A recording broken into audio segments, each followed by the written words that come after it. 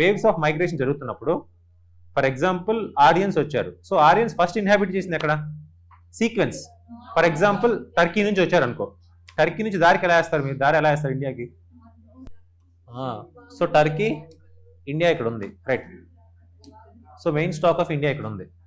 So Turkey నుంచి వచ్చారు, Turkey నుంచి ఎక్కడికి వచ్చారా? ఇక్కడ నుంచి ఇక్కడ దూకారా? నార్త్ ఈస్ట్కి వెళ్ళారా? లేదు, వెళ్ళదా? అగైన్ ఇక్కడ నుంచి దూక్కుంటూ వెళ్ళి అండమాన్లోకి వెళ్ళారా? లేదు కదా.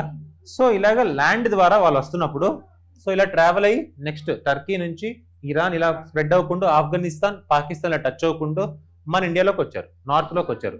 సో నార్త్లో రాజస్థాన్, రైట్, ఇటు పాటు నెక్స్ట్ కింద Gujarat, Maharashtra, Madhya Pradesh, Bihar, Chhattisgarh, up to some extent Himalayan. So Himalaya belt ఏంది? హిమాచల్ ప్రదేశ్, పైకి కూడా వెళ్ళదు, ఇంక జస్ట్ హిమాచల్ ప్రదేశ్. సో ఇలా మూవ్ అవుతూ వచ్చారు బ్రో, ఇలా మూవ్ అవుతూ వచ్చారు అల్టిమేట్లీ. ఇలా మూవ్ అవుతూ వచ్చినప్పుడు వీళ్ళ స్టాక్ ఇక్కడే ఉంటుందా? మోస్ట్లీ అంతేనా? So Indo western stock, Indo Aryan stock అంతా మోస్ట్లీ ఇక్కడ ఉన్నారు. సో అల్టిమేట్ నెక్స్ట్ ఎవరు? Dravidian classification. So Dravidian part ఇదేనా?